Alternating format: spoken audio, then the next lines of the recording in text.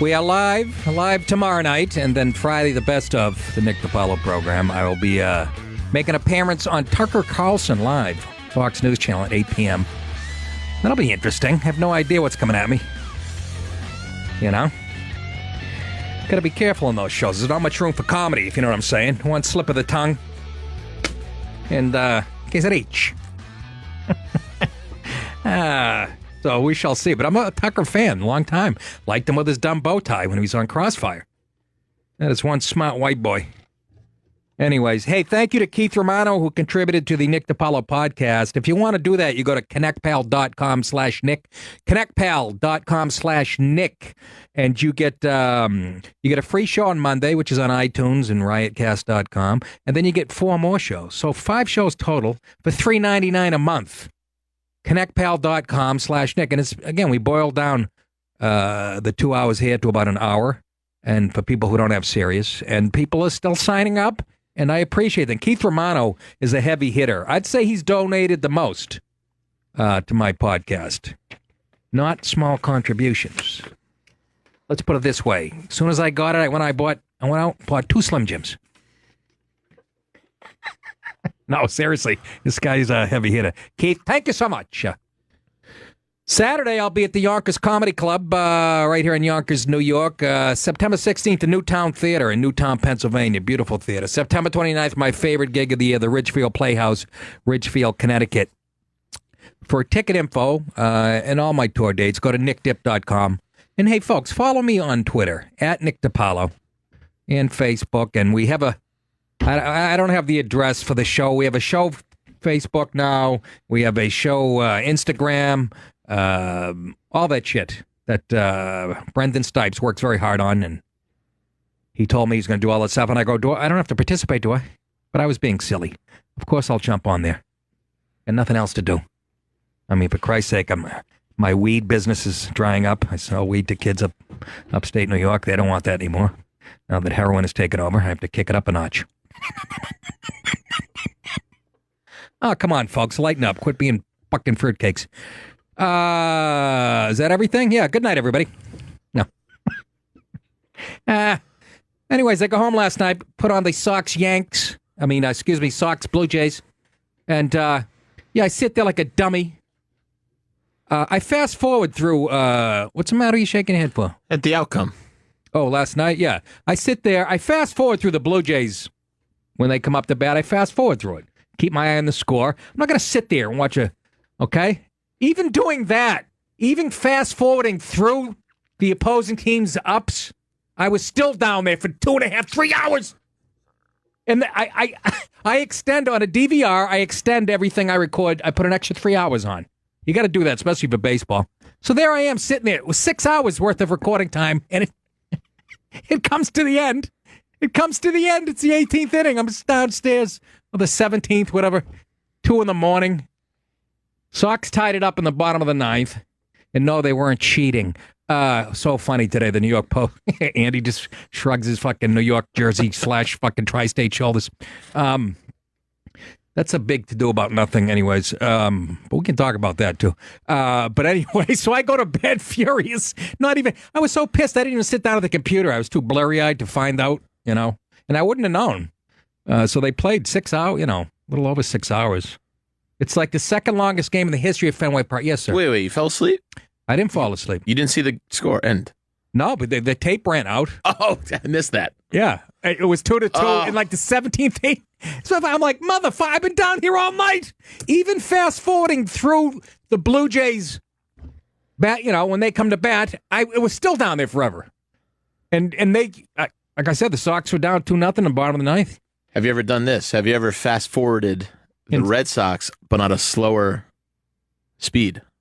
So you're kicking it up a notch, like on 1 or 2. Yeah. You still get the gist of it. Yeah, I don't want to do that, though. You know what that means? I'm slowly becoming less of a baseball fan. If you don't watch your shit in real time, I'm slowly, I'm falling in with the rest of the sheep going, it's not fast enough. But I don't want to be down there all fucking night. I got a wife upstairs who doesn't want to bang me. And, so I'm down there watching the goddamn, and I go to bed. I could have just went to the computer, and I'm like, fuck that. I was so pissed. I was like, I'm just going to bed. I'll find out tomorrow. And I forget about it. When I get up today, I forget about it. And I call my agent, Tony Burton, because I saw this Craig Carton story that I'll get to in a few seconds. And because he's an agent, a radio agent. He's not Craig's agent, but I call him about that. And the first thing my agent says, he's a Yankees fan. He goes, never mind that. Worry about your Red Sox cheating. And I started laughing. So I go to bed. He goes, by the way, your Sox won. That's the first time I found out at like noontime. Or 1 in the afternoon, wherever it was. So Hanley Ramirez had a little bloop single after Mookie hit his like third double. The Sox are scary, impotent as far as offense goes. Mookie Betts is hitting like 260. Bogarts, they had to sit him down. He's been so bad for 2 months. And they're fucking impotent. Thank God for Nunez. We didn't pick him up. This guy's been carrying the Red Sox in the field. Why am I talking like I'm on Boylston Street? I forgot I'm doing a national show. How about them Dodgers? They're shit in the bed, too, by the way, lately. You know that? Yeah. They've lost like 10 out of 12. But that was just a law of averages thing. They have 92 wins, for Christ's sake, Jesus, in early September, so I wouldn't be too worried. Depends how you look at it, though. And the Yanks blew it.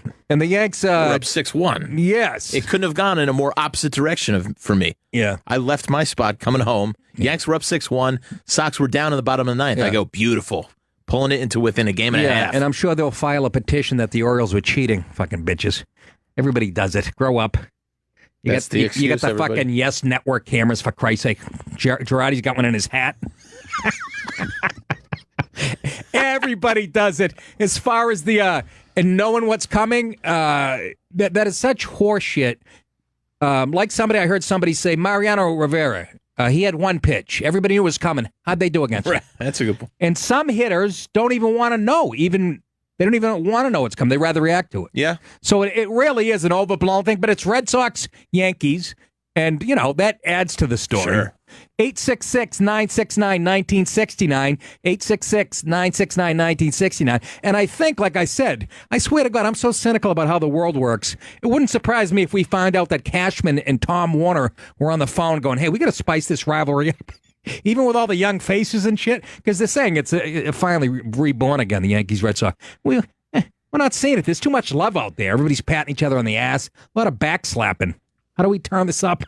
But I love the New York Post says in big red fucking Boston cheater, whatever.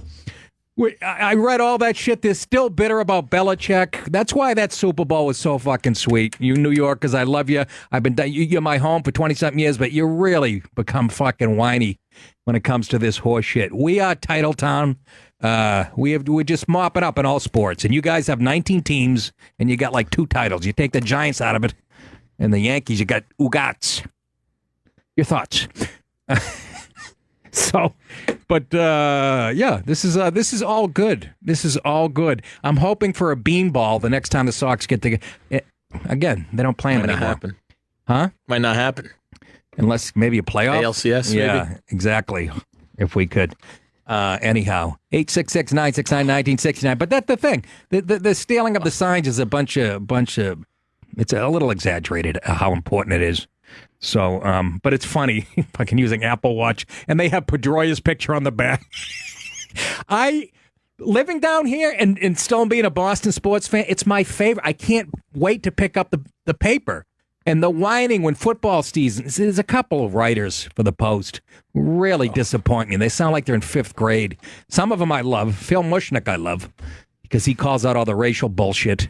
He's not afraid to fucking, and ESPN and all their double standards and their hypocrisies. And so 866-969-1969 is the phone number. Craig Carton, I'll bring this up, I guess. He's a very popular radio talk show host, / TV here in New York with Boomer Esiason. I've been on the show many times. They get huge ratings. They make big bucks. Anyways, he was arrested by the feds this morning on charges he ripped off millions of dollars from investors by peddling bogus concert tickets in order to cover his own gambling debts.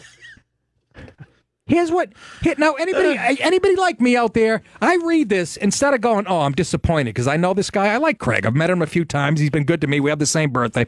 What the fuck's that got to do with it? He actually looks like Marlon Brando in this picture.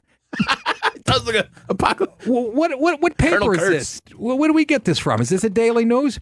He looks like Colonel Kurtz, for Christ's sake.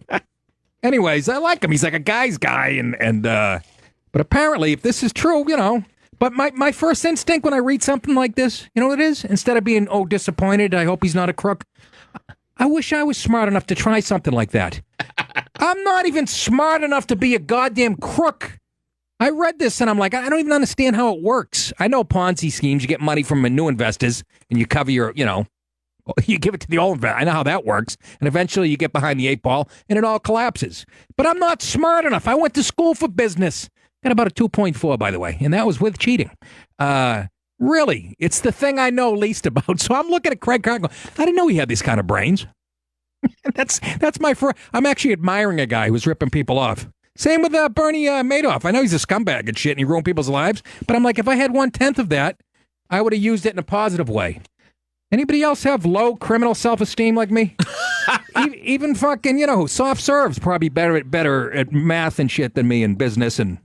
You know what I'm saying? He knows how to cut shit and repackage. Yeah, as long as it starts with the word kilo.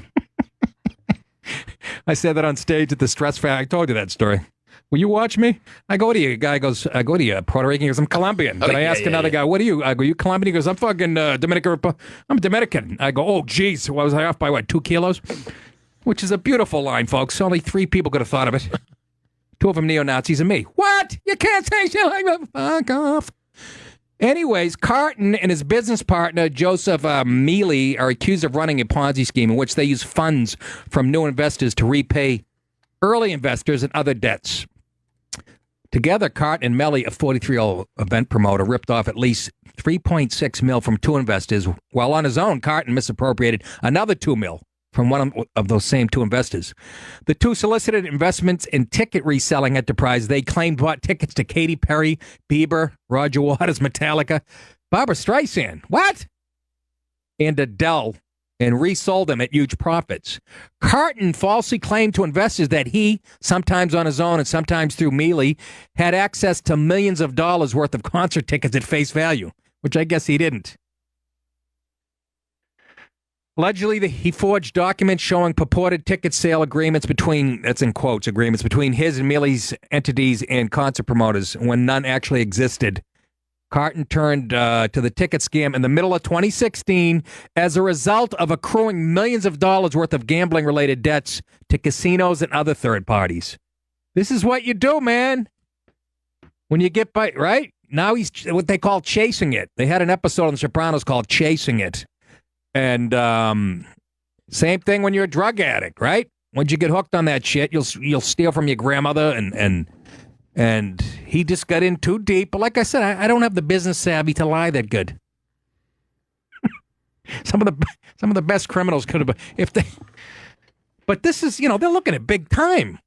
Yeah. If convicted, you know what I mean? Yeah. Now, do you feel bad for him or don't you? I mean, yeah, you got to go, wow, what a scumbag stealing millions and millions. But, and this doesn't make it right. I'm not trying to justify what he's doing, but he was trying to cover his gambling debts at casinos. There are guys who would just scam people, without having a gambling problem. So I'm saying, do you cut him a little bit of slack? And again, I'm not trying to be I'm not trying to be a liberal fucking softy. Although, I see people, rapists back on the streets in, a year and a half and people with 22 arrest records. So can we cut this guy a little slack or should you, no? Is he the Bernie Madoff of sports radio world? I met him.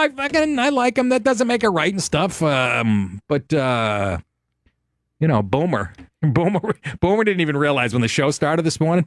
He thought he just called in sick. Craig called in, so he's busting his balls. Then he found out he had to make a statement. I don't mean to laugh at your misfortunes, but I'm just saying. Anybody out there getting serious gambling, get up to your tits and debt and try anything like this? I'd love to hear the stories. I really would. I love stories like that. Leonard in Georgia has a comment on the Craig Carton situation. Leonard, welcome to the show.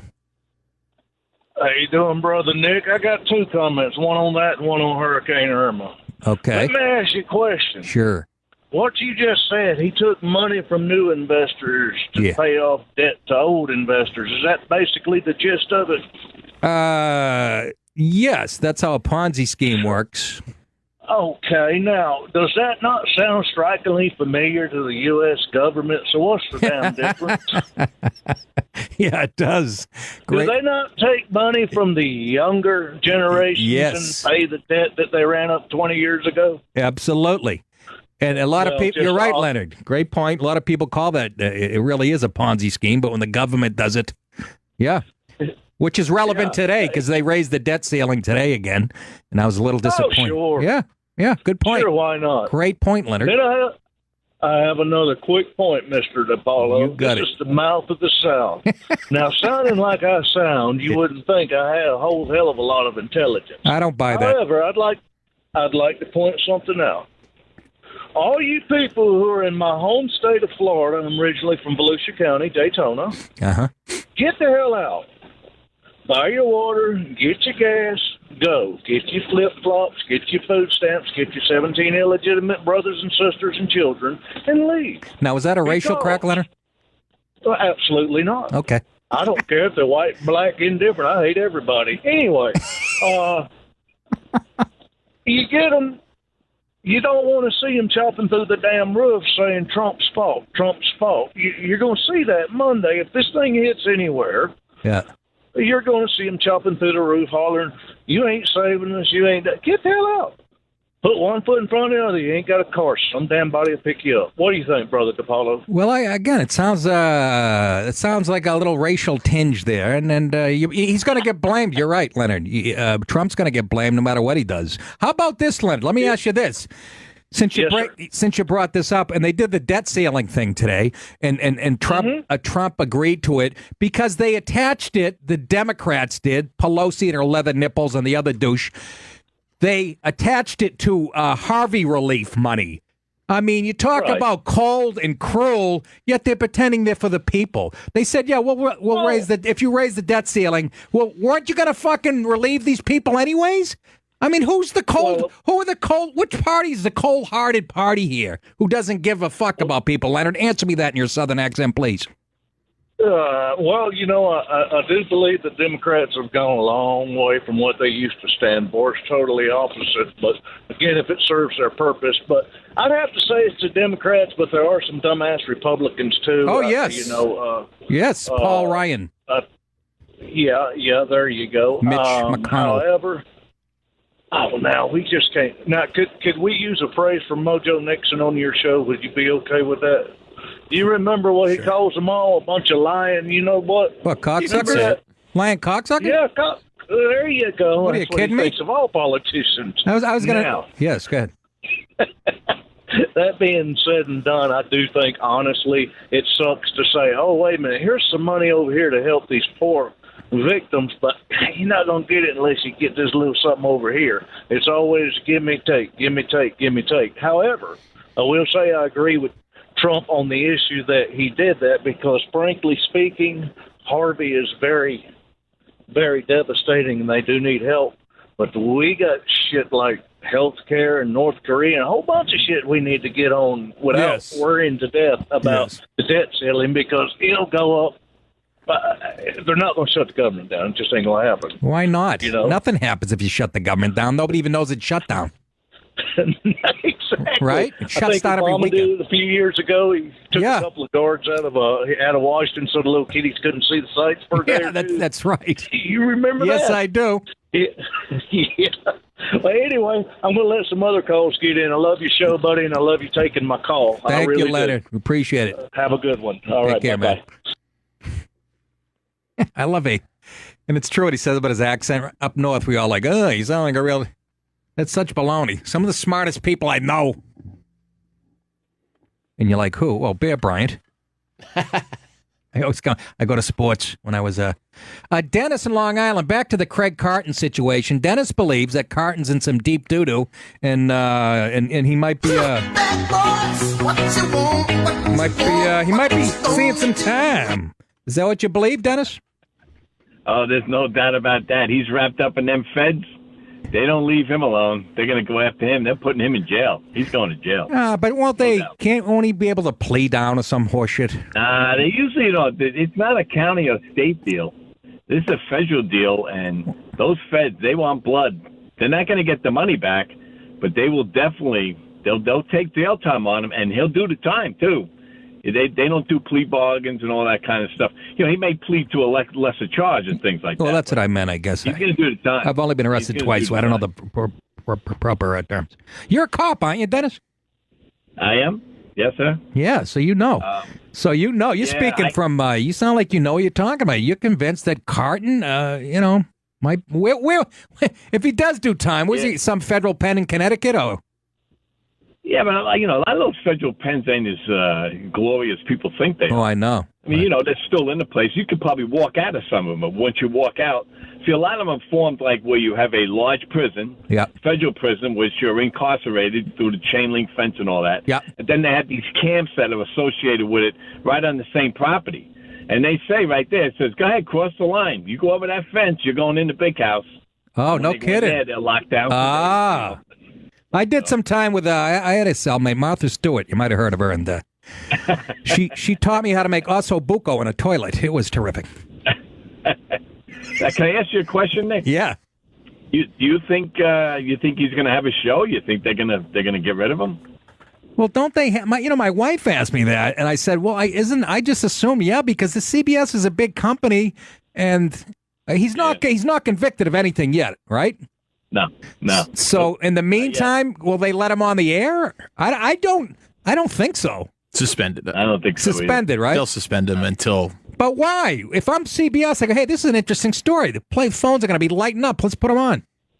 Why not? But he'll wind up just talking about the case all day. I know, Nobody's going to want to talk sports to the guy. Sports to the guy. Really? I don't know, man. Okay. Well. It's good to hear from a cop who knows how this works, and Dennis is convinced. So, oh yeah, he's done. If you ask me. All right. Not good. Thanks Nick. You got it. Andy, want to say something?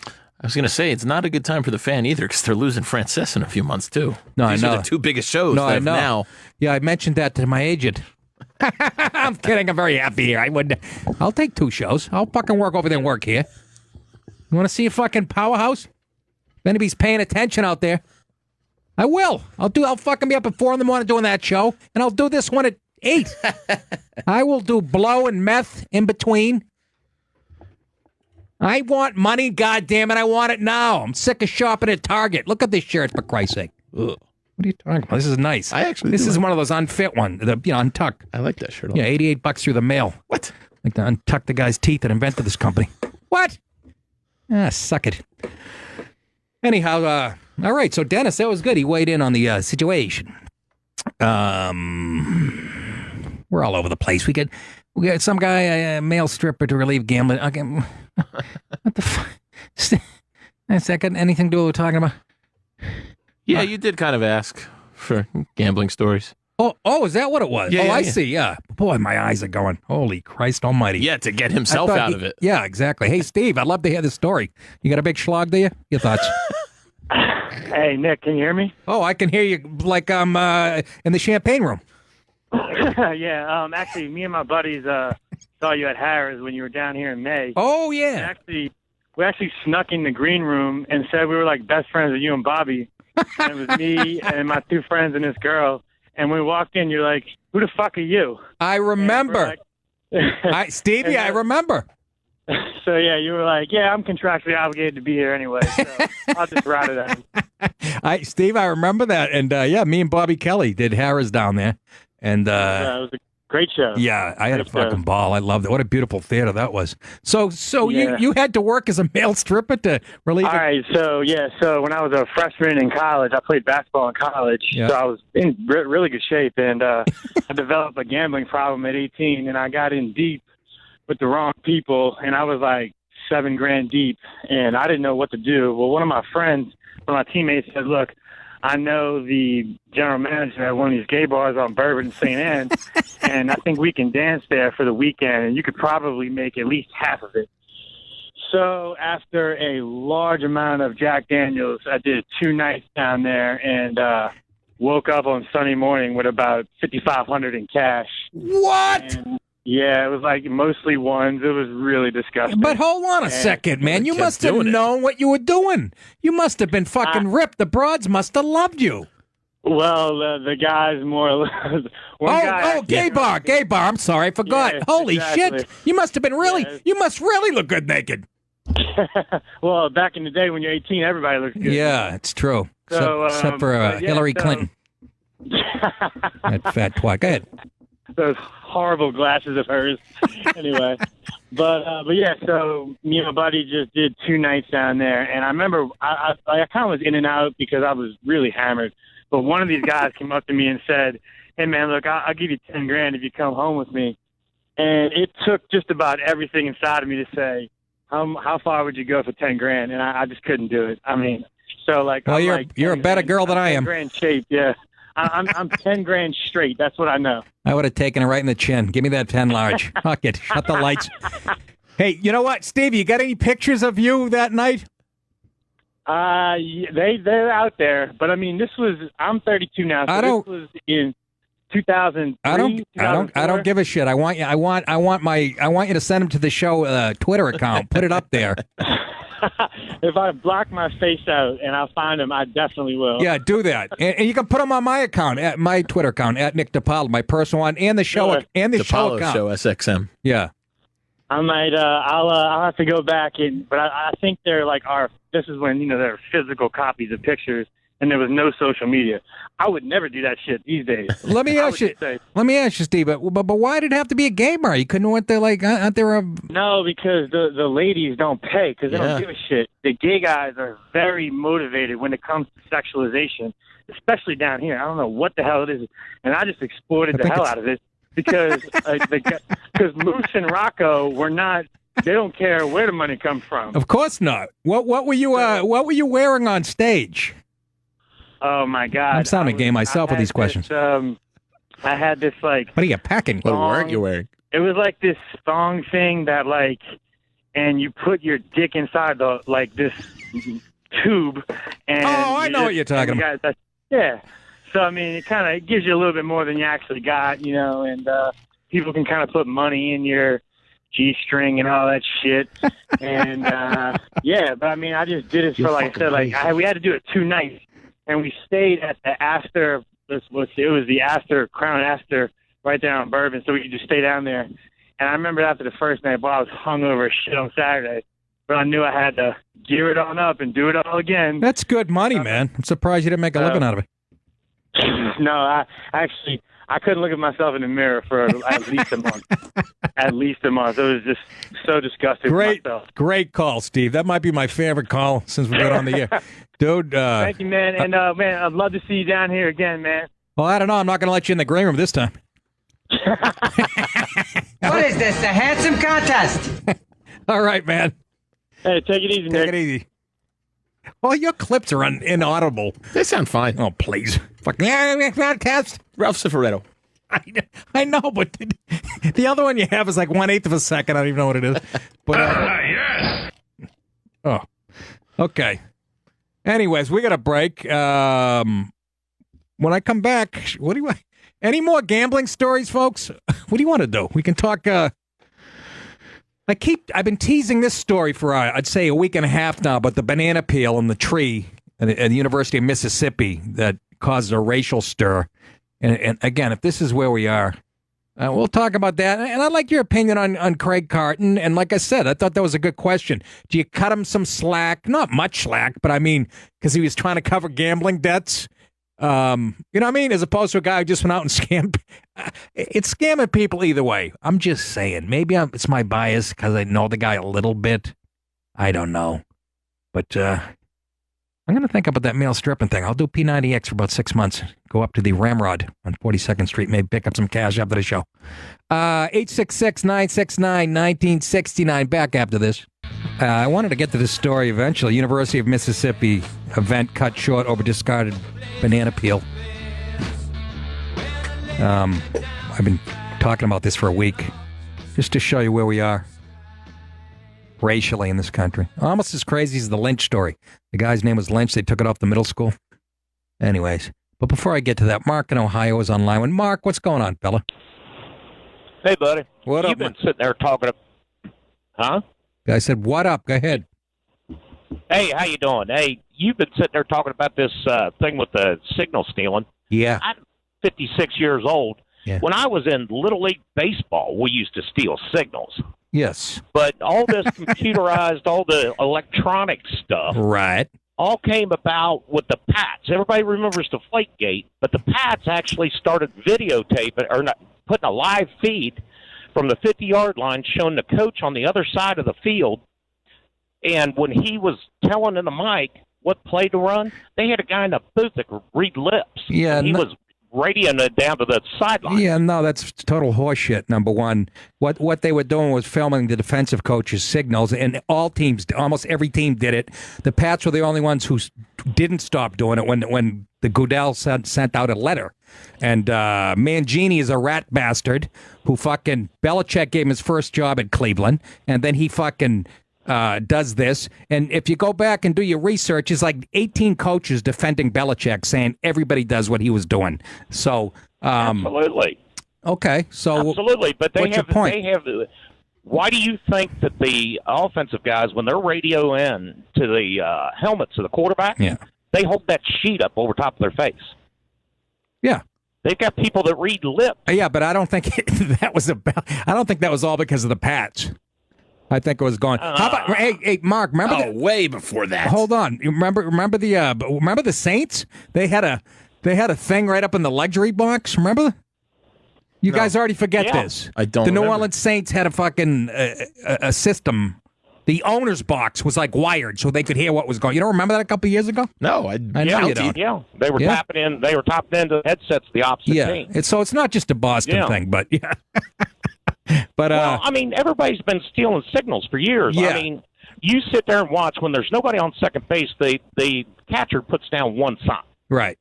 As soon as there's a guy on second base, it's a whole bunch of signs. Down 13 signs. Yeah, exactly. And when they steal the indicator, they figure out what the indicator is. That's when the catcher walks out there and he holds his mitt over his face and tells him, "We're going to go to a third sign indicator." I know. I caught it in high school. I was on second base and I caught the catcher for the other team flashing. It turned out he was a Crip. I had him turned in. He was flashing gang signals. The true story, folks. You can Google it. All right. Thank you, Mark, for the call. I appreciate it. All right, buddy. See ya. Take care. I like that guy. Everybody, see ya. Now, hold on a second. Goddamn Belichick started all the cheating line. Yes, and he shut everybody's mouth with this last Super Bowl. Not a peep out of anybody other than, yes, they are the greatest. They are a fucking dynasty. It's unbelievable.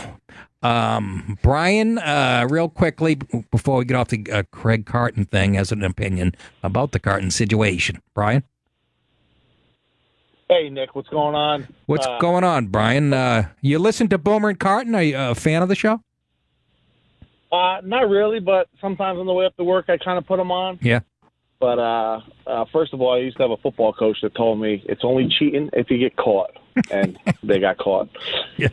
And I believe Cartman, mark my words, is going to pull an Aaron Hernandez. That selfish fuck. No. I don't think so. Yep, he's not going to be able to get both feet in. I don't know. I don't think so. Aaron Hernandez had a lot of fucking problems. Well, this guy's secretly got gay. fines of over. This guy's got fines in the millions. Probably hid this from his family, and now he's looking at 45 years and all these fines and the repayment of everything. Yeah, You're gonna see him swinging in the wind.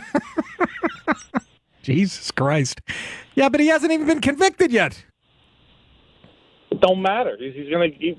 It does matter. What do you mean it doesn't matter? Himself. It doesn't matter whether you're convicted or not of a crime. Of course it matters. That's the whole fucking point. He's going to swing before he even gets convicted. Oh. Jesus Christ. Do you know something about Carton I know? Yeah, you might be making a point. I hope that's not the case, but what, Andy? He got stiffed on tickets. Oh, yeah. Did you have tickets to fucking Streisand? Yeah, he left me hanging. Oh, Jesus Christ almighty. All right, Brian. I appreciate the call and the positive outlook. All right. Have a good night, Nick. Take care. I love my callers, honest to God. That guy was just more dark and negative than I'll ever be. And I was voted class pessimist in high school. I was. It's in the yearbook. They invented you don't believe me? It's a tell if you're kidding. No, it was. They had to invent the superlative. I was class pessimist. I believe you. Yeah. Apparently people thought I was negative. Where did those cocksuckers get that idea? Huh? Those motherless fucks? Pessimist. Can't do that today. Let's get on to this. I've been talking about this and, well, I've been teasing it. I've been teasing it like Steve the stripper down in New Orleans. How about that guy? He's in debt. They must have been some bad guys he was in debt, though. I got to go shake my banana and clear this up. That's how I paid my student loans, but I show my asshole like 6 times a week to a Russian guy named fucking Stu in Coney Island. Stu? What? I couldn't think of Ivan. Stu. Well, here's the headline, everybody. University of Mississippi event cut short over discarded banana peel.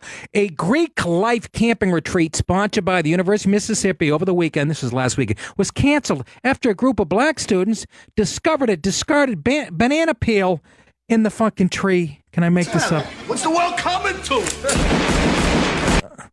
Organized by fraternity and sorority life, so that naturally makes it racist right there because, you know, typical white sorority.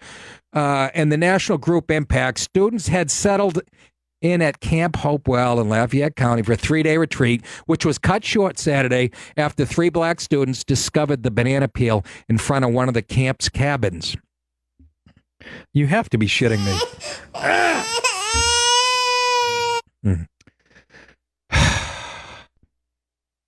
The incident sparked a day's worth of camp-wide conversation surrounding symbolism, intended or not.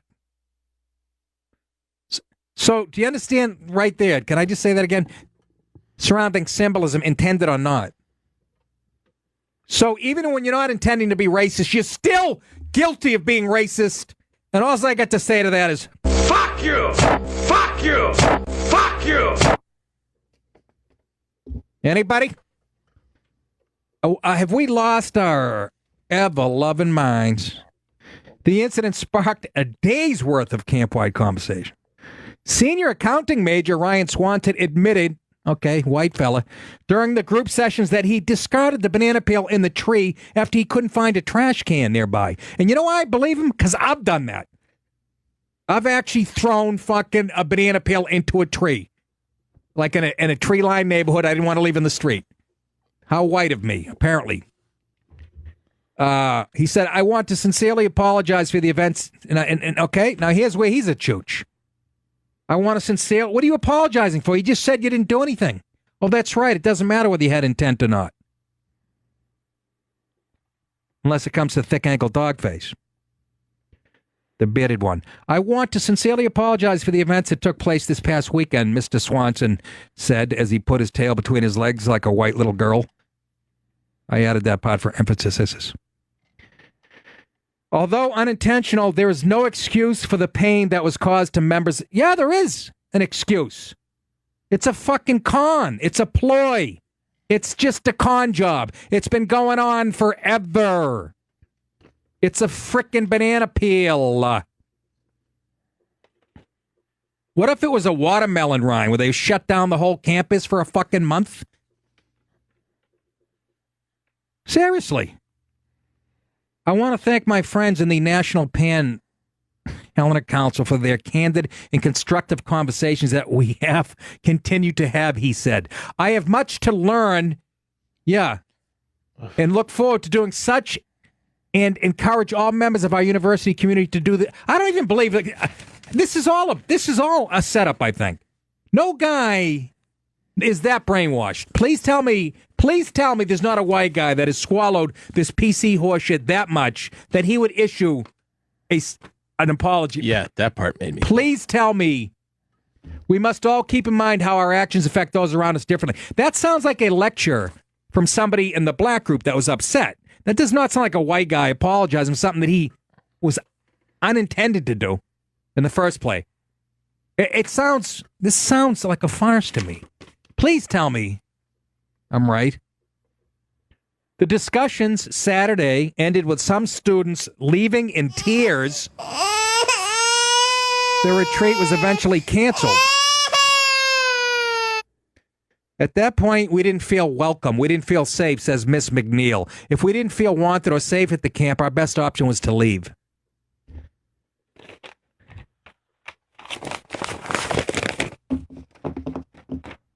If I could, I'd grab this microphone and I'd beat your brains out with it because that's what you deserve. That's what you deserve.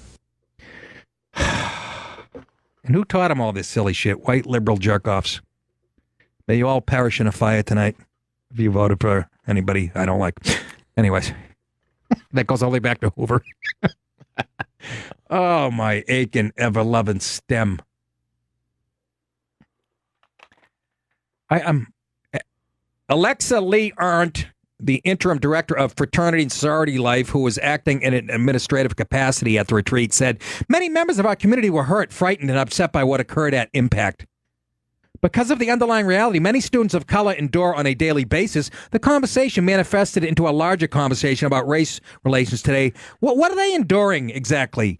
Students of color. There is no safer place on the planet than a college campus for a person of fucking color. I've said it 50 fucking times. I'll say it 50 more till somebody hears me. Are you shitting me? Christ's sake. You're just witnessing. I'm reading you quotes from white kids who have been brainwashed beyond all belief. And again, that guy that apologized for the banana peel, that sounds so forced. Oh. Or somebody, you know what it sounds like when a military guy gets captured, and they have a gun to his head. I love, they're treating me very well here in Iran. I love the food. The people are nice. That's what it sounds like to me. My aching stem. What a world. What a world. I just thought of something. I'm going to be up at 9:30 to call and do 5 minutes of radio tomorrow. I want to cry. Travis in Cleveland, your thoughts on the banana peel gate at the University of Mississippi? Oh, hey, Nick. What's going on, man? I think you know what's going on. I just talked my head off for fucking 5 minutes and I've had it. Yeah, I know. They're getting mad about that for no reason. I mean, there's probably some logical reasons why those bananas were there. Who knows? Maybe they brought in Donkey Kong to be the keynote speaker that week at the fraternity. There you go, Travis. Next, that's strike one. Go ahead. You silly son of a bitch. I can't take another call from the same guy. Anyhow,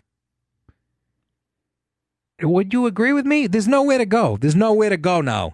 As far as race and is it having discussion? We keep saying we're going to have discussion. Where's the starting point in that discussion? Like I said, you got this thing. In many cases, as ridiculous as this. Again, the one that comes to mind, the one that really blew me away was the middle school named after a guy named Lynch. And they had to, the word Lynch. And so where do you start? Seriously, if that's where we are, that's where one side is. Seriously, how do you meet in the middle? You don't. It's never going to get solved. And maybe it shouldn't. Like I said, just take heart when you watch the footage of the Harvey. You see it in real life that it's black and white and everybody brown helping each other when it counts. But as far as what goes on college campuses and the left-wing jerk-offs and what they've done to the issue of race, and they're the ones who've been, we let them handle it. The left has handled the race issue. They're the ones who come up with speech codes and shit. For 40 years, they're the ones who have been driving the bus on this one, so to speak. And look where we are. Couldn't even do a show like All in the Family today. We're regressing. We're in reverse. I mean, it's a banana peel. Okay, let's go through the logical banana. I guess banana monkey. Is that how it all So that those are the steps you have to take for this to be offensive to somebody. Those are giant leaps, aren't they? You really want to, not get along with somebody if it's got to this point. Let's go to Bob in Michigan. Bob, your thoughts on Banana Peel Gate? Nick, come on. We were both in fraternities, right? Yes, sir. It's total BS. Bullshit. I mean, couldn't somebody have eaten a banana and thrown the peel out and just whole cripes had ended up in front of somebody, black guy's place? I mean, what the hell? No, it landed in a tree. That's exactly what happened. That's what happened. You just said what happened. It landed in a tree. And oops, I threw a banana peel out. Oops-a-daisy. Where do I care where it goes? I'm eating a banana or an apple or a pear or whatever. I threw an apple core into an apple. It wouldn't stick. The banana peel stuck right up there. I threw sneakers. Fun. I threw. This kid Brian O'Keefe had shit his pants. I threw his underwear into a tree. And somebody came by and they were upset because of the brown shit color.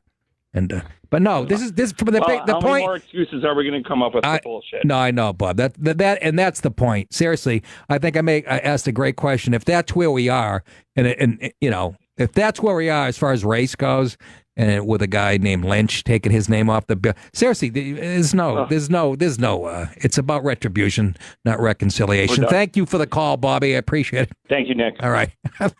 I love how he restates what the exact story is. Yeah, what if a guy threw a banana peel in front of it and some black people found that in a tree in front of a white sorority? Then what would happen? Well, I just told you. Jesus. I love my people. I love them. Frankie in the Bronx. Frank, how are you? What's up? Love the show, pal, as usual. Love the show. Appreciate it. It's interesting. I went into an Italian restaurant, and they put butter on everyone's table, but then he came over to me, and he said, I got you olive oil because you're a guinea. I mean, if that's what's happening over here. I'm going to sue everybody. I sue him. I sue everybody. Sue everybody. I've never seen anything like it. All I know is I don't know what's going to happen. I think it would be nice to have a nice civil war. I'll be prepared. No, I know. Look, I got no kids. I'm fucking ready to go, man. I'm 55. It's all fucking uphill from here. 55. You look fantastic. You don't look a day over 70. And by the way, we are fucking right up your fucking Boston's balls, you cheating bastard. And I'm Reggie. Okay. You got your iWatch. You got to take an iPhone out. You got to stick it up and throw your ass. You guys are unbelievably worse than Craig Cotton. I know. We really are a bunch of... I love how they put Pedroia on the back page. I was belly laughing this morning. My wife's like, what's so fucking funny? Cracking up at the paper. It's the front page of the Post. I just absolutely love it. And ridiculous. All right, Frankie. Take care, pal. All right. Take it easy. See, I love it. I love that we get Bronx call. I love it. We get West Coast. You know what I mean? We're going to cover it all. But what were we talking about? Oh, the banana peel situation. My neighbors across the street were growing eggplant when I was a kid. I got upset at that. I'm like, what were they trying to tell me? So I went over to Mr. Volante and I said, listen, mother. And he said, I'm Italian, you asshole. I said, you trying to say I'm a yam? I'll fucking smash those eggplants over your head. We had a family that lived across the street. They interbred, seriously. And I told this story. Colin Quinn said, if you don't write a book about it or whatever, it's to this day is, yeah, they were there since my father was a kid. I'll tell it another time, but they were, and yeah, it was fucking, they were like the Munsters. There was rats in front of their house, and me and my brother were throwing rocks at the rats, and this old lady comes on the porch, she goes, you got to scare them. Come on. I'm not shitting you. And there was a guy who was sleeping with his daughter, who lived in a home-built trailer in between the two houses. He built it, and she used to tell us that her dad was, and would throw fucking rocks at the trailer, knocking shit come out. You're knocking shit off the shelves? I mean, and then there's another lady named Elsie who would come out sundown and would come out. She'd stand in the woods in this dirty house dress, sing the national anthem every time. Get the fuck in. No. Dude. No. They were there since my grandfather Nobody said anything about this? Nobody said anything? What are you going to do? I guess. What are you going to call the FBI? Is shit illegal? Maybe not then. And so listen to this. Here's the funniest one of all, though. Yeah, she was singing the national anthem. And we, you should have seen her. Greasy hair. She's like in her 60s, no teeth. All the rats. And yeah, you're scared. That was the other lady. But listen to this. Me and my brother walk out one day. There's a Falcon station wagon parked in front of the house with a pony stuffed in the back, a live pony. They'd stuffed a pony in the back of the station wagon. The guy bought it for his daughter and shit. Well, he sounds like a good guy. No, someday I'll get into it. I was telling Colin, Quinn was crying. He was laughing so hard. And there was another guy. Every time it snowed, you wouldn't see this guy for the whole year. But every time it snowed, Johnny was one of the brothers. He would come out on this homemade contraption he made, snowblower. He's sitting like 6 feet high. Made out of 2x4s. He was like a mechanic. Come on, dude! Could I make this up? We got to hear the whole. We got to. I'm telling you most of it. Oh, that's so great! Oh my god! Anyways, hey, we got a break, right? Yeah, we can break. Let's take a break. Come back, and I'm all over the place tonight. But that's the beauty of it. You know, nobody tells me how I'm doing here. It's serious, so I don't know. Fucking, I'll do what It's like free range chicken. We come back. Yeah, people have comments on. They have comments on nothing I'm talking about. That's great. Yeah, I want to hear your opinion, racially. Is it salvageable? I think we know the answer to that. And, oh, by the way, Michael Bennett was another unhappy black fella, millionaire, plays for Seattle Seahawks. Hell of a football player, but another guy who likes to take a knee during the national anthem. Anything that's anti-white, anti-American. He's claiming that he was mishandled by the cops after the McGregor fight in Vegas, and I'm sure he was just being an angel. And, it's just running rampant. Every cop's a bad cop, and So when we come back, we'll talk about that and a lot more. Sit tight, kids. I'll be shaking my banana at the Ramrod Club for some extra cash. I want to build a nice tool shed. What? I just fucked that all up. Reference tool twice in a joke. What am I, 7? How are you, folks? Welcome back. Talking about Together Now. That's my favorite hippie song of all time. I'll be there to shake your hand. Go ahead. I stopped it. That's all right. Over. Excuse me. God damn it, I have Alzheimer's. I can't fucking think. Anyways, I was talking about the University of Mississippi, and they had to cut some sorority/fraternity event short because a group of black students found a banana peel in a tree, and they had to have it sparked a day's worth of conversation about symbolism, intended or not. So that's the part that gets me. Even, I mean, what more do you need to know? It's just a con job, and it's a fucking, and it's go time. And what's funny, though? Like I said, most black people I know would laugh at this, too, saying it's ridiculous. Again, with the help of the white liberal pukes and the people, who think Obama was Jesus and Hillary, the fucking retards. They brought us to this. Jay in South Carolina, welcome to the show, Jay. Hey, thanks, Nick. I'll start off with typical white guy in the South caveat. I'm not a racist. There you go. No, just a quick note on this. These guys in these sororities and everything, these are the ones that come out and they get recruited directly into the United States Army. And as shit heats up around the world right now, they come in, they get in, and it turns into a human resources nightmare because they come in and push the same policies for EO, and all it does is erode our country's readiness. And that's evidenced right now in the fact that our special operations community is just taxed to the limit. Hold on, Jay. Hold on. Jay. I got a rant. Yeah. No, I'm a little confused. You said these guys that come out of these fraternities go right into the military? The ones that do. They get out, they study some weird thing, they get no opportunity, but they get recruited right into, say, the Army because they need to hire, they got diversity quotas. They got to get so many black officers to fit so many billets. Okay, but I'm not sure how that's tying into the fraternity thing. I'm missing that. No, I think my key point was this sensitivity, this equal opportunity sensitivity, yeah, and taking everything too sensitive. Yeah, is kind of ruining things across the board. Yes. Not just we'll need these kids to harden up. Yeah. No, you make a good point. You think they're this sensitive in Russia about, again, probably don't have the same demographics as us. We are a melting pot. And you know what? Right now, nothing's melting, like I said before. You got M&Ms sitting next to fucking croutons, bubble gum, and diarrhea. Nothing in the bowl is mixing together. And nothing's melting. It's like... And you're right. It's not just on college campuses. These people come out of college. You're right. Whether it's a corporate world, it's taken by storm. It's taken the whole...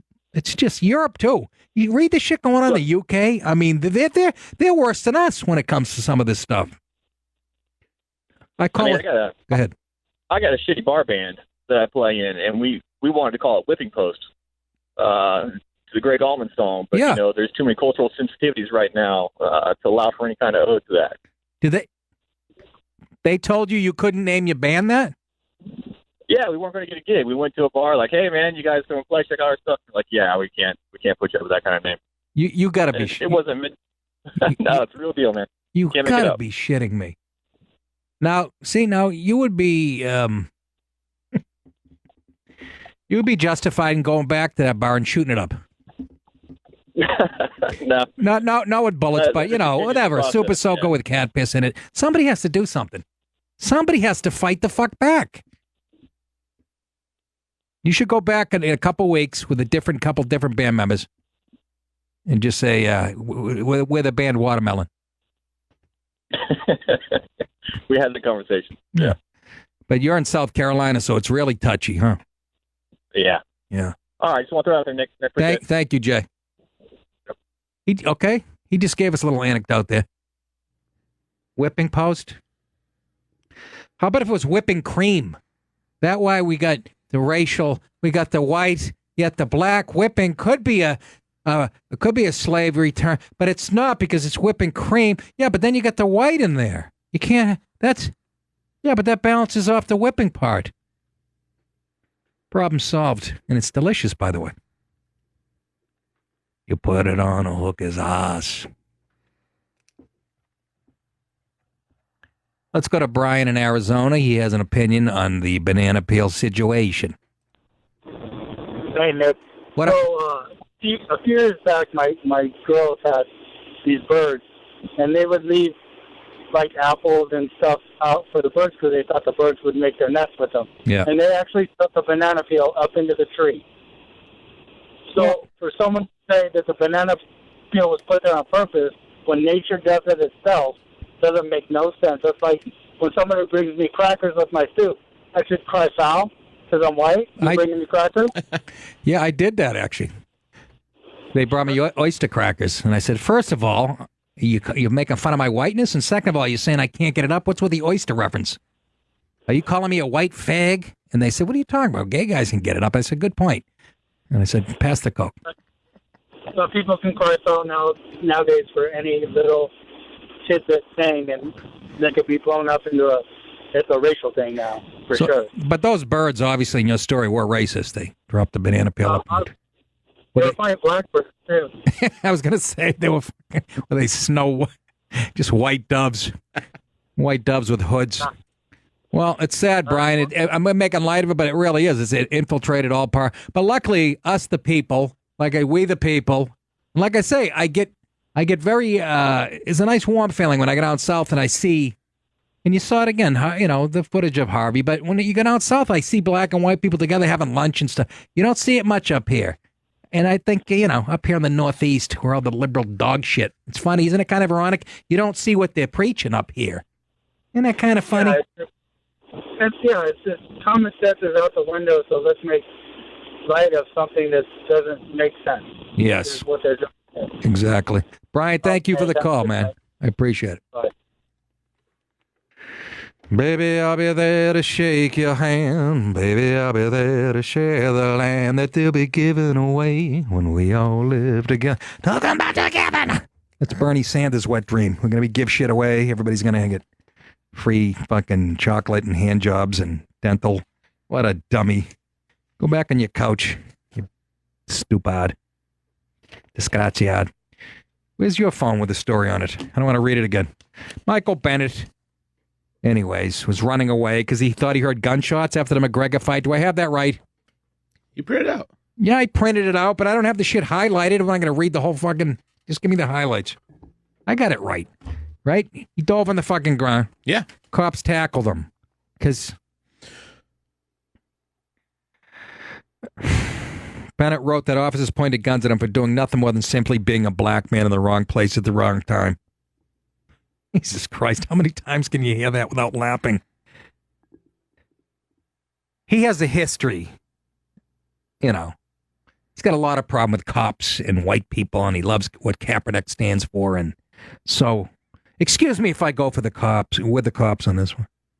I felt helpless as I lay there on the ground, handcuffed, facing the real-life threat of being killed. You know, I'd like to know the odds on that. What do you think the odds of him being killed in that situation were? I'd say 1 in 10 trillion. Same odds as what? I'd say Howard University beating UNLV. Bad example. But Andy, if you were running and doing the same thing and they thought you were whatever, they would have fucking tackled you and stuck their knee in your back if you didn't lay perfectly still. I'm sure he laid there like a little lamb. Because that's the type of, an NFL lineman, all pro. That's their nature, right? To just lay fucking low and go, oh, let the cops, they're just doing their job, right? I'm sure that's how it went. I can't even take this shit serious anymore. Honest to God. And he's all for the shit that Kaepernick was for. He says an America hater, a whitey hater, fucking great football player. I'd trade for him tomorrow. I'd trade 2 draft picks tomorrow. I'd make him stand for the national anthem. So stand. Enjoy your cake.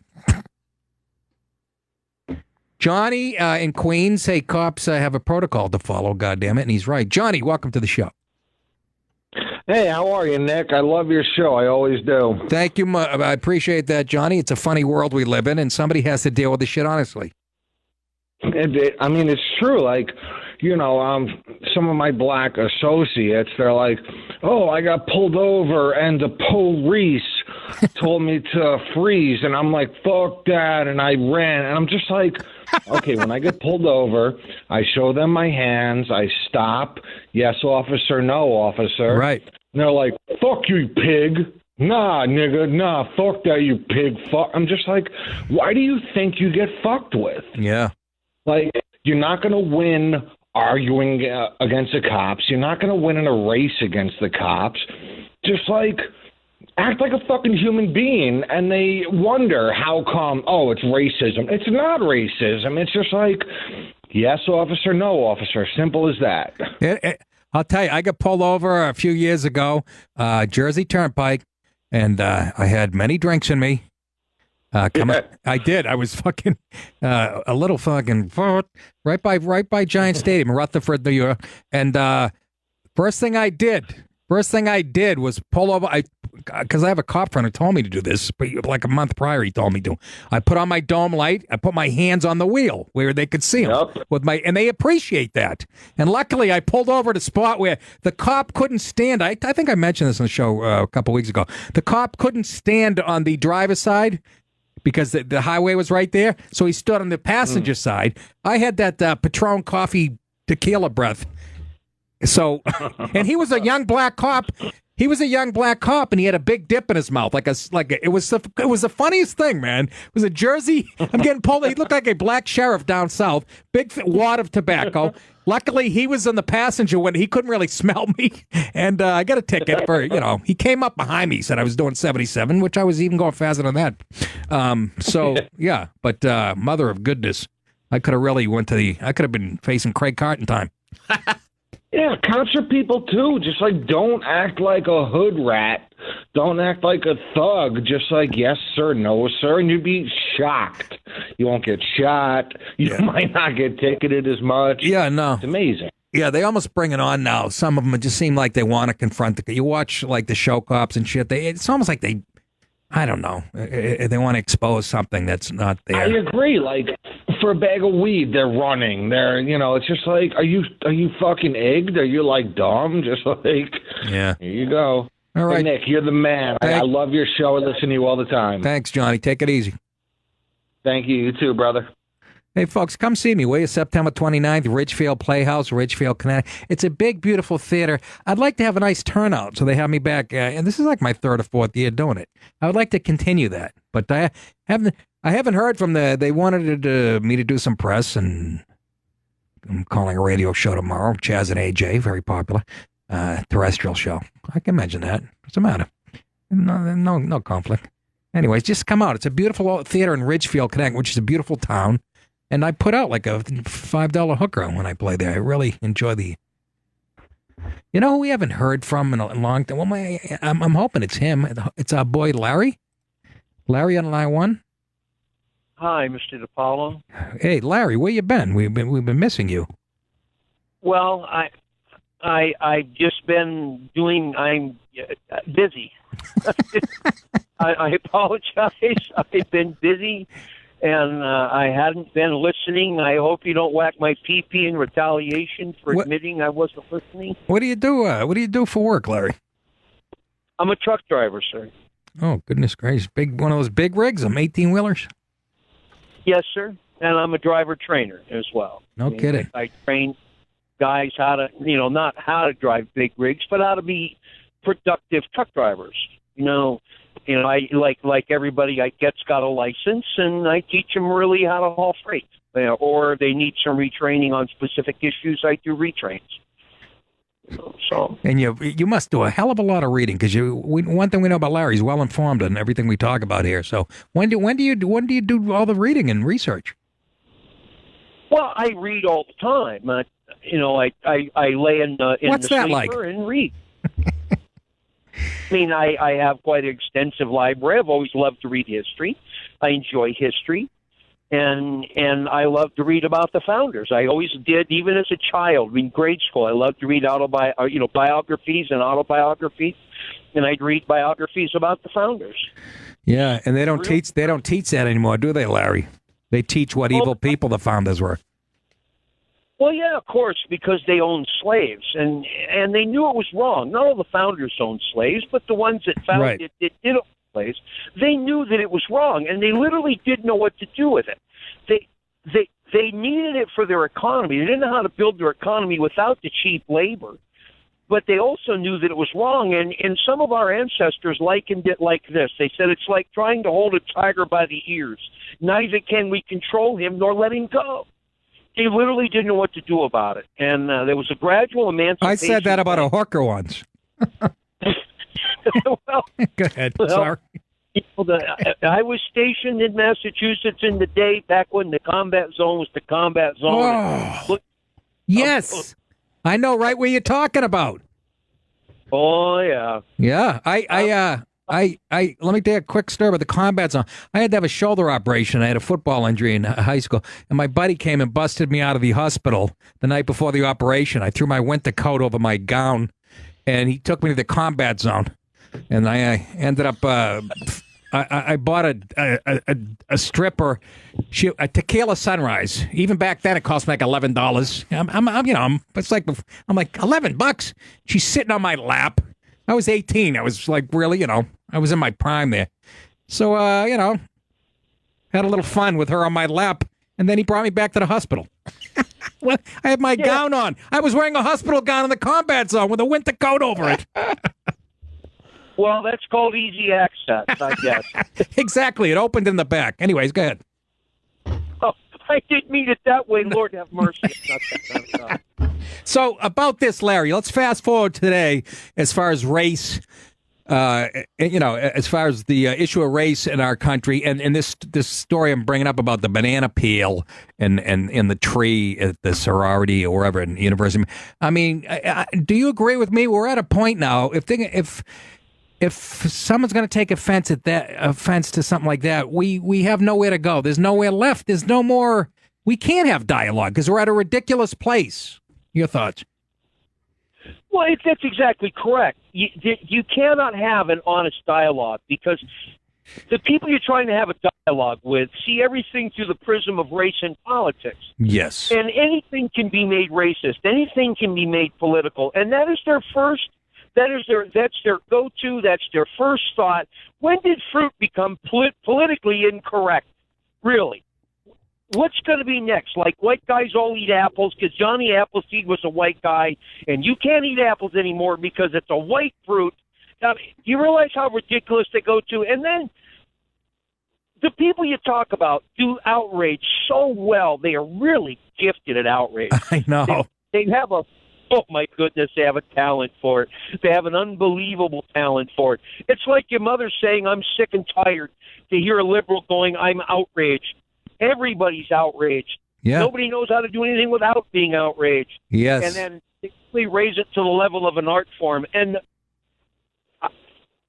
at the sake of repeating myself, there's so much coordination. We really truly do need synchronized hand-wringing in all the Olympic Games. Just absolutely. That's a great line. No, absolutely. Hey, Larry, thanks a lot, man, and stay safe on the road and keep calling. Well, no problem, Nick. I hope you heard the air horn. Yes, and I God did. bless you. Thanks a lot. See you. Take care. Well, that debunks my myth. I always thought it was this guy Credico, my comedian friend. I always thought he was doing Larry, man. But now that call, I mean, he blew the horn. He must be in a drug, right, guys? No, but seriously, he sounds just like this guy. I'm going to bring him in. I should have Credico in here. I'm bringing Randy Credico in here because you talk about somebody's into politics. He helped get the Rockefeller laws passed, and a real lefty.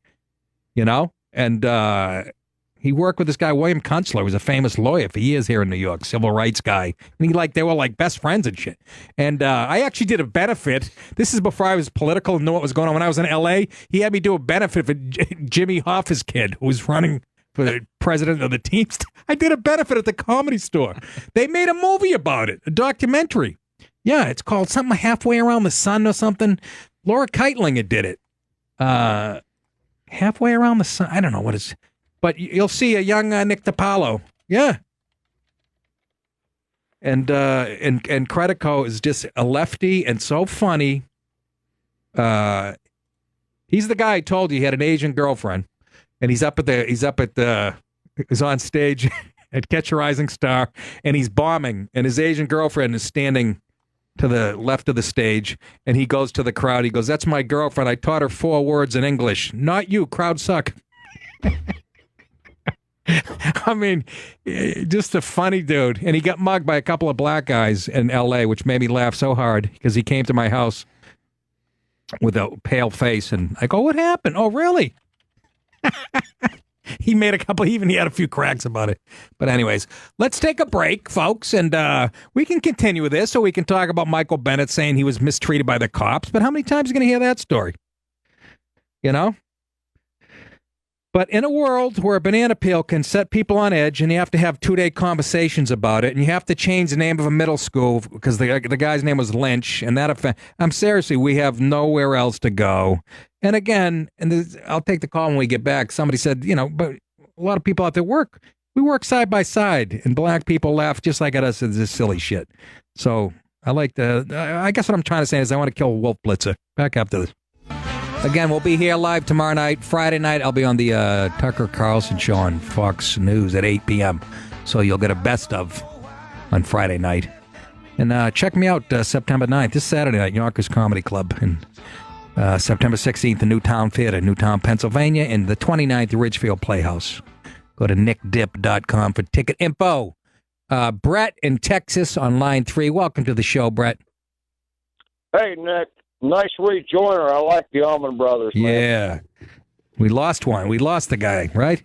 Greggy boy. Yeah, Greg. Yeah, he's gone. Yep. Nothing to do about. You were talking about cops. I told you phone screener. I said I don't have much to talk about on your subject, but I tell you about this about cops. I got pulled over in like 1986, and like Wilmington, Massachusetts, or somewhere around in there. Yeah. I had Southern Comfort, I had cocaine.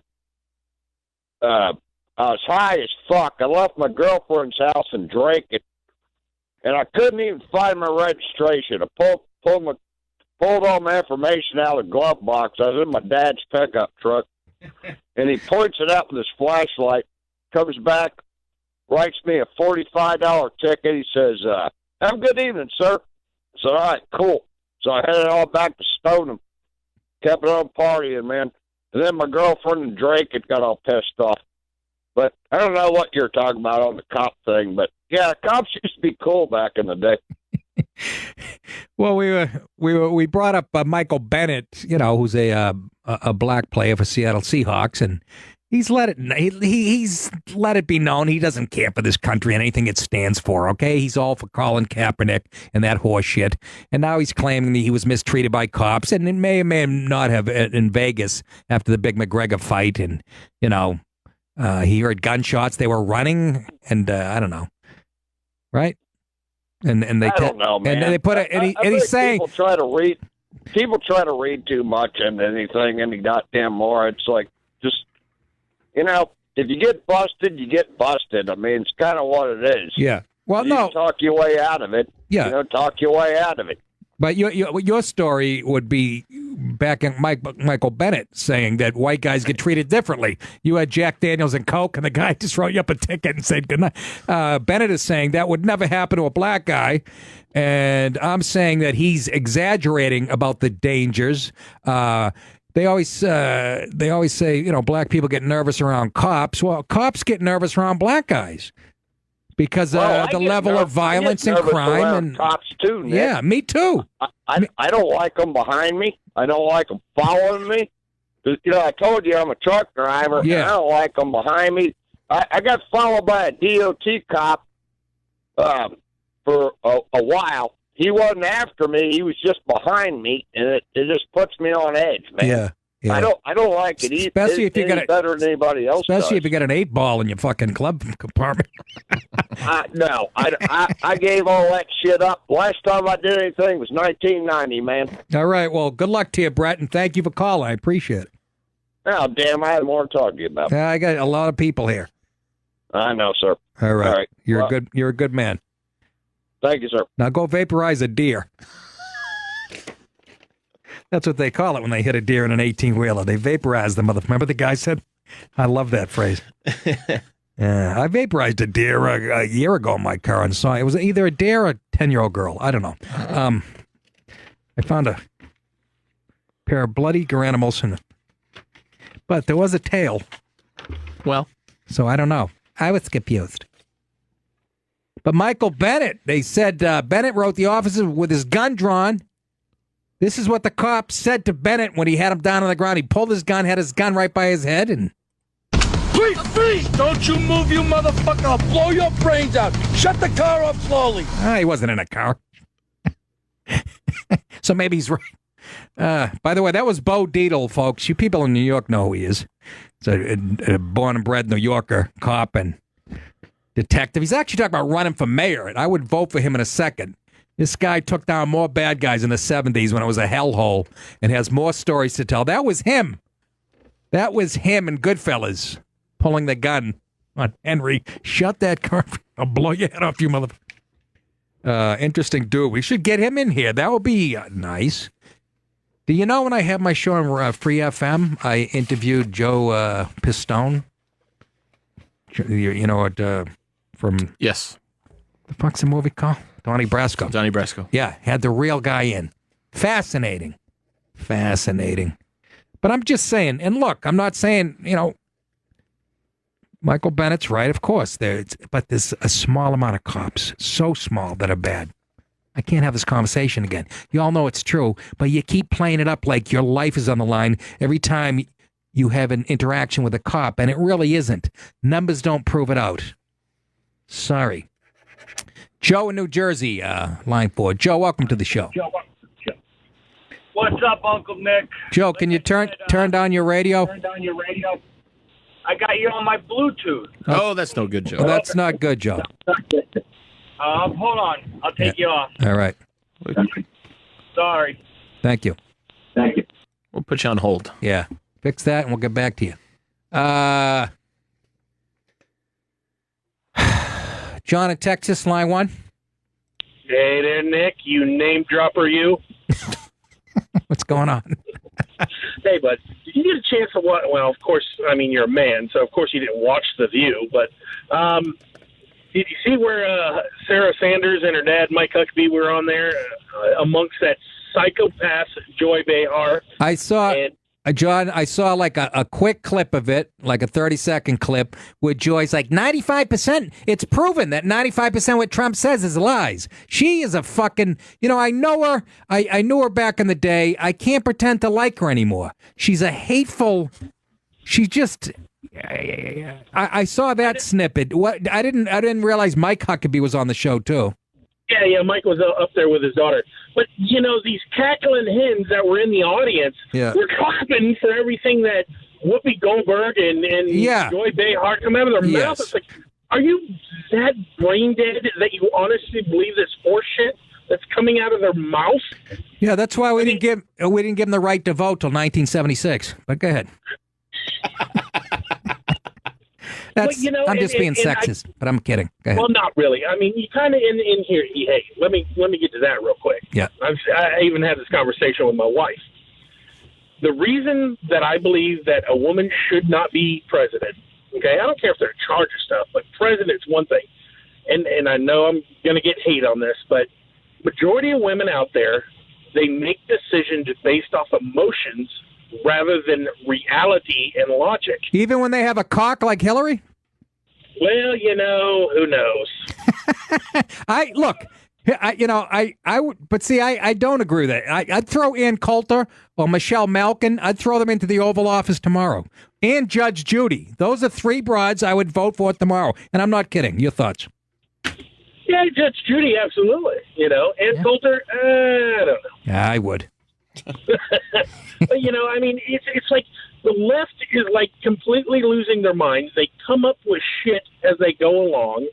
The white supremacy and hate speech stuff, and Trump doesn't care, and he's not compassionate enough. Oh, I know. For people in Houston, and it's like he looked like he was like his biggest fans in Houston were black people. Right. You see it? Yeah. No, you're absolutely right. The narrative of the mainstream media is so far from what's really going on in the real world, especially when it comes to race. How about, John, today? How about, though, the Democrats saying, we'll help you with Harvey aid if you let us raise the debt ceiling?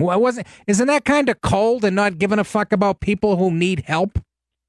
Yeah, they don't give a shit because it's all, and they're going to lose their ass in 18 and 2020 because the American people are seeing just what kinds of ass fucks they really are. I really do hope you're right, John. I mean, it's so stupid, and America has really. I mean, even on the Democrat, I got friends that are Democrats, and they are like they did not realize how bad the media was. Until Trump got in office. Right. They thought it was just rumor and Republicans are, the sky is falling type of thing. But they're seeing the media is full of shit. Yeah. No, I said that if his presidency ended tomorrow, he's done this country a service and 10 times more than the last since I was a teen. I've been waiting for somebody to call him on their bullshit. Thank you for the call, John. Appreciate it. All right, let's go to friend Bill in Los Angeles. Bill, what's going on? What's going on, Nick? Not too much. A couple of weeks ago when I was in Arizona visiting my dad, we were watching this thing on A&E, supposedly live cop interactions. Oh, God. And two drug guys somewhere, I think in Kentucky, come rolling up on a SUV. They believe may contain a teenager with a gun. And they approach the car, and it's two black teens in the car just openly rolling a joint. And the cops, tell them, hey, we're going to need you to step out of the car. Well, as soon as the passenger or the driver steps out of the car, he yells at the cop, fuck you, nigga, you ain't going to take me alive. And you see the passenger just get down on the ground, hands on his head, and scream at him, dude, stop, you're bringing this on yourself. Really? And the cops give the kid the knee to the back, the one that, is resisting. Right. And all of a sudden, all these other black people start showing up screaming racist and all this other shit at the cop. And the passenger, who's still on the curb, hands on his head, starts screaming back at them. Hey, he brought this on himself. This is his own fault. No kidding. I'm surprised. Let me stop you there real quick. I'm surprised they even showed that on A&E because that doesn't fit the narrative of A&E or any other channel that actually shows the truth. I'm surprised that made the air. I'm dead serious. Well, I saw it, and my dad looked at me and asked me, is this the kind of liberal thinking that goes on in California? And I told him, I don't know. I don't pollute my mind with that horse shit. Why, you got weed. You don't have to do... yeah. Truck driver. Haven't done that shit in 11 years. Well, you should try it. I was driving a big rig last week. I was all fucked up, and the ride went by very fast. Oh, that was you? Oh, okay. All right. Didn't you see me pass you on the right? All right. Yep. Hey, Billy, that was interesting. I'm going to Google that clip. I'd like to see that for myself. Yeah, I forget what it is, live cop or I don't know, something where everything is supposedly live. Right. All right, thank you. You're welcome. Take care. I'm serious. You know, it almost sounds staged, and they're like, see? You don't get to see how it plays out. Colin Quinn's got the most brilliant bit. He did it years ago. You know, how young black kids, ironically, on the streets have a lot in common, like with the white cops or cops. And it's just so brilliant. It's like, you know, an arrest will be going on or something. And the, you know, the black kid's like, no, he don't get out of the car. The sergeant can get out of the car. That's a 227. You know, just talking cop lingo. And the cop's like, hey, fucko. Hey, they get names for each other and shit. It's just quintessential Colin Quinn observation, New York, smart street, you know. No, the sergeant got to get out. That's a 187. They know all the codes and shit. And he has the cops go back and forth, you know. Yeah, he goes, what are the terms, young black kid? Are you, who's fronting? Are you fronting? The cop's like, you fronting those, you know, it's just, it goes on for, it's just one of my favorite bits of all time. So smart and so quintessential Brooklyn Colin Quinn. But these guys are right. These people are right. I mean, you put on the TV and it just, we have a call. Let's go to Joe, New Jersey. He talks about working side by side with black and brown people. And you know, they see a lot of this as silly too. Go ahead, Joe. Hey, buddy, hear me now? Yeah, go ahead. Yeah, I'm a union guy in North Jersey. I work with, my phone looks like the United Nations. I got every kind of guy. And, you know, we all bust each other's balls. You know how many times I get called a guinea wop? Yeah. They go fuck. Yeah. You know, I mean, and it goes back and forth. And there's nobody really gets their feelings hurt because that's just how it is. We're men. We hang out. We party. We fucking, you know, we talk shit. Right. That's how we get our day goes by. But we don't hate each other by any means. But it's funny to point out our differences. Yeah. I work with Polish guys. That's my favorite thing is to do Polish jokes while they're fucking, you know, it's the best. The ladder's upside down. Yeah. Yeah, that's a little edgy. You could get in some deep shit, Joe, for that type of talk. No, but you're absolutely right. It's a male bonding thing. It transcends race, for Christ's sake. Me and Patrice, I don't think race would come up when me and Patrice are busting each other's ball, you know. Although, you know, Columbus Day, I was, he would always say, Keith or Patrice would always say, why are you defending white people? You ain't white, Nick. You're Italian. But on fucking Columbus Day, when everybody's shitting on white European males, they like to throw me into the mix. I go, what am I today? Anyways, you know. But yeah, you remind me of like one of my older wannabe wise guy uncles. You know? I want to ask you to pass the gabagool. Yeah. Oh, the gabagool. Yeah. No, I'm as straight. I'm so far from being a mobster. Well, Colin Quinn said it best. He goes, if you grew up in my neighborhood, you would have been dead when you were 17. I go, what are you saying? I'm a punk? That's what he's really saying. And he's absolutely right. I come from a long line of straight Italians, believe me. I couldn't be more straight. But yes, I would love to be Paulie Walnuts every once in a while. All right, Joey. You have a great night, brother. Good call. True, though. You know what I'm saying? It's fun. Another line Quinn said on Tough Crowd. Yeah, let's celebrate diversity without pointing out our differences. That's where we are. Seriously. And I blame the left because they're the ones who have been controlling the race issue. But they're the ones that civil rights and all that, right? Since the fucking 50s and 60s. It's been in their, the ball has been in their court. And they have fucked it up royally. What? Ball in court? What? Was that race? No. Let's go to Andy on line 7. He's driving a truck in Nebraska. Andy. Yeah, what's up? Can you hear me? Yeah. What happened? Well, just driving along, trying to head home to South Dakota here, and just smoked a deer about a half an hour ago. They talking about vaporizing deer.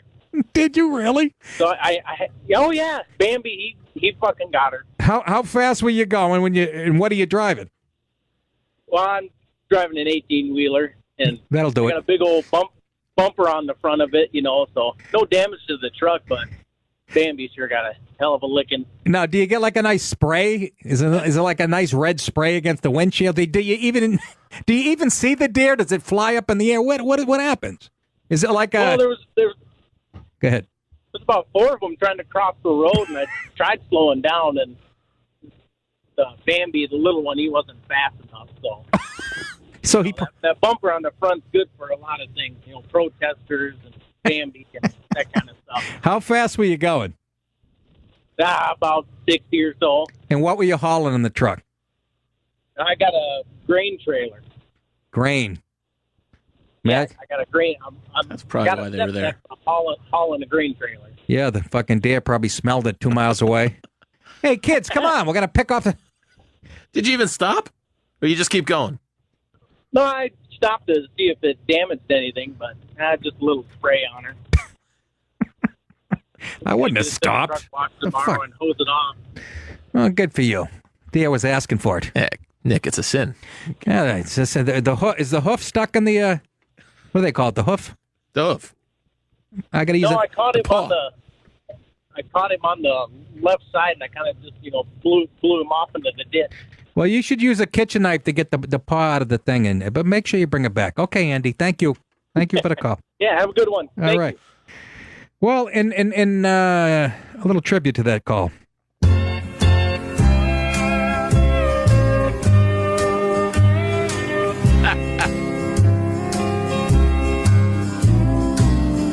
I was on the outskirts of a little southern town, trying to reach my destination before the sun went down.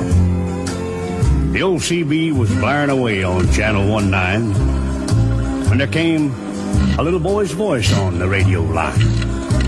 And he said, "Breaker 19, is anyone there?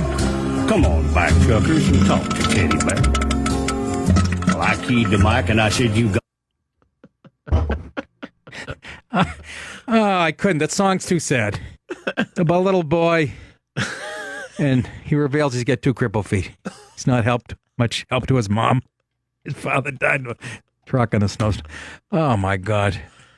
This show, I feel like I'm doing a marathon. Are we raising money for sick kids? I feel like I've been here for 6 fucking hours. Working like Springsteen for you people. You better come out to Ridgefield, goddammit. Waking up tomorrow to call into a radio station. That'll make a ton of difference, won't it? Huh?